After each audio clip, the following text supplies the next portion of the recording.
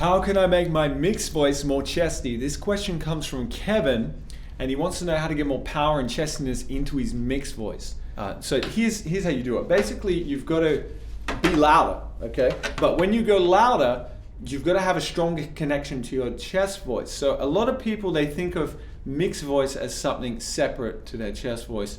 Wouldn't you think of it that way? It is the same thing. Your chest voice, when it goes up, where the mixed voice is, that's just the chest voice behaving the way as it should. So, for example, if we go, it's the same voice going all the way up there, okay? Now, what's going to affect your power is two things. The vowel, the way you adjust your vowel and shade your vowel, and the way your body supports that, okay? So I'll show you what I mean in the song. We're going to start up kind of high.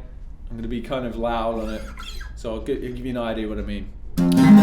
So if your luck runs low, just reach out and call his name. Oh, his name. Okay, now that's me just really digging in there, all right? Now, did you notice the vowels had this really like, this kind of under them? All right, you notice my mouth was really open. I was kind of hunched down and really digging into my belly here. These are all how I lean into the voice, all right? Now I'm going to show you what happens if I don't do those things, and you'll kind of see the difference. Did you notice that even when I said his name, I didn't go his name. I didn't say it like that, right? I didn't go, how does it go? His name! I didn't sing like his name, because you won't get the power and you won't get the stability. Now, you might be able to make it work on like one word, like name, but you're not going to be able to sing through that, through a whole line or a whole song. It's not going to be stable. So listen to the difference when I go his name. Right up there with it. So it's not like I'm bogged down with the heaviness and stuck in the range. I can pull it way up, right? So that's the thing, is that if the body can back up what you're doing with the vowel, you will have freedom. Now, it does take more bodily effort to sing like that, right? I am using my body more. You can kind of see me crunching down. If I don't do that, I'll show you what happens if I try to relax all this as I sing. You see what happens. It's really relaxed. You go, it doesn't work. So if your luck runs low, just reach out and call his name. It falls apart because I'm trying to stay too relaxed here. The body isn't backing up what I'm trying to do here. So you may have the best intentions, but your body may not be backing you up. Another thing to look out for. The head. You see that my back of my neck is elongated and straight. That's what allows me to get a lot of that undertone under the vowel.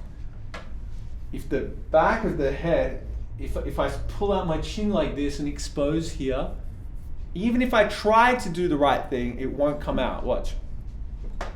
So, it just comes out like, so if you, right, I don't want to sing too much like that because it does strain, right?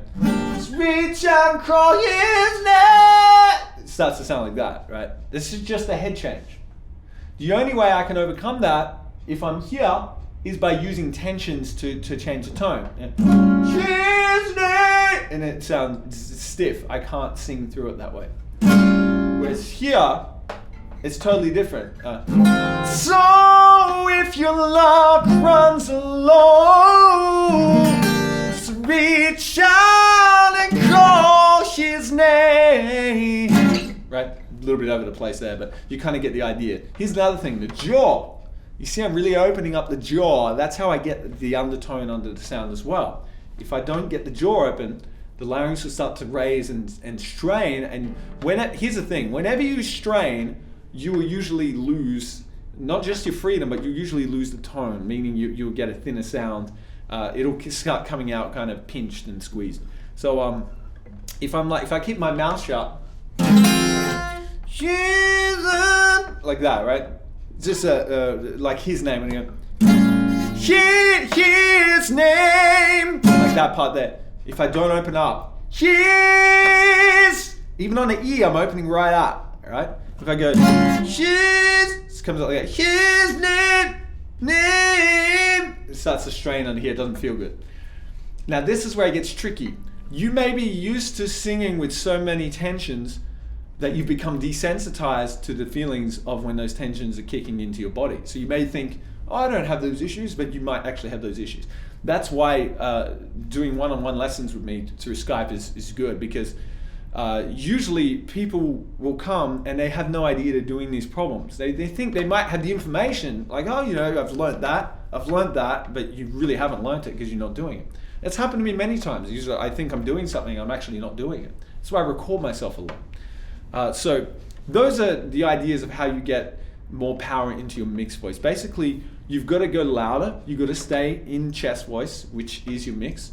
And you have to be able to back it up, because what's going to happen is as you try to go louder, it's going to expose all the flaws in your technique. Your vowels, if the vowels aren't dead on, you're going to strain. If the body has imbalances in the posture or the way you breathe in and stuff like that, if there's tension in the body in the wrong way, you're going to strain.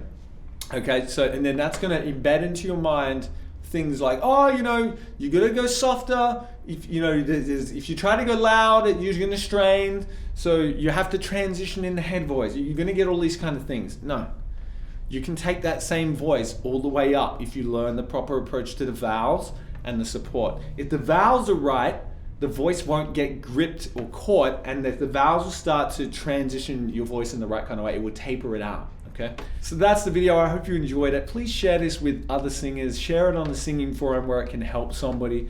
And if you'd like to see more, head over to my website, philmoufarrege.com, and I'll see you in the next video. Thank you.